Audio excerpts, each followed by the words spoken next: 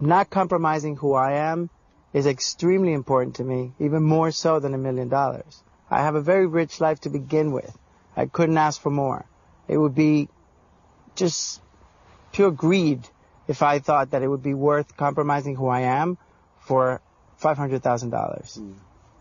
I mean, we did our, obviously you do your calculations of the money that you're going to get at the end of the race, and, after taxes, it's about 300-something thousand, which we do earn. You got, already. You did get a lot of slack the last time you said that. I don't make excuses for the fact that I've been successful in my career. Exactly. I've worked very hard to get to where I'm at, so. It's true. How do you tell somebody that's so hungry for that $1 million that back home you have a lifestyle? I mean, the $1 million would have been nice. I mean, because it would have been free. It would have cemented certain things that we want to do, as future plans that we both have envisioned. Yeah. It wasn't the answer to happiness for us, and I think perhaps to the other teams. Is that, I mean, they're sort of defining their happiness and what's at the end of the race as $1 million. For us, $1 million would have been the icing on the cake. Right. What we really considered to be important was, all the fun things that we were doing, all the great experiences that we've had, and that's something that, you can take away with you the experiences that you have in life. You can't take away the moments. You can take the $1 million. Yeah. But I think the way that we ran the race was very particular to who we are as friends, because basically we while we interacted with the other teams, we still were in a little bit of a bubble, which is the Oswald and Danny bubble. Welcome to our world. Thank you for coming. It's really it's nice to have you here for the moment.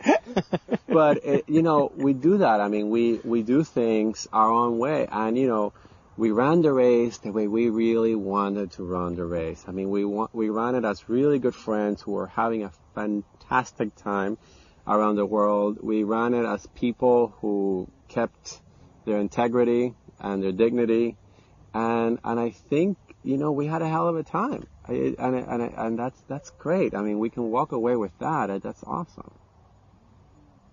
Good times. That's all. That's all. Does the Navy and the Air Force have big rivalries here? No, not really. No? No. I have actually a bunch of friends up at the Air Force. Yeah? That's cool. Both are beautiful. Mm-hmm. It's cool to go from one to the other. Yeah. So is it the civilians are not allowed to drive here? Is that kind of how it works? They are. The ones that work here. Okay. That work. They're allowed on base. Yeah. They get base pass. The base pass. I remember base passes. Yeah? I used to live on the base. That's Well, amazing. when I was little. Yeah. We had a little base playground and a base, everything. A base everything. Big community, yeah. Cool. Commissary. Uh-huh. At least you know where you're safe. A lot of people are not. It's true. Oh, look at that building. Keep trying. Is that a church on the left? Yes, ma'am. That's our church. It's pretty. That is pretty. Do people get married there? Not that I'm aware of. I know I went to West Point once, and their chapel, cadets get married there all the time. So it's kind of cool, but you have to be a cadet in order to use it. So it's kind of special, yeah.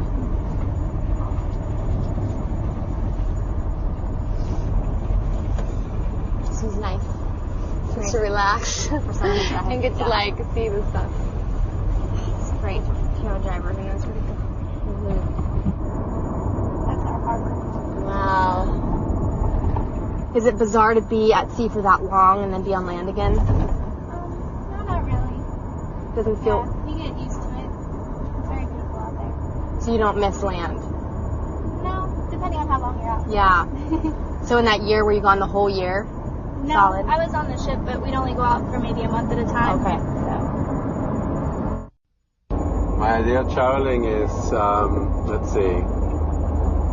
not having to book any of my tickets. Basically calling someone to do that for me.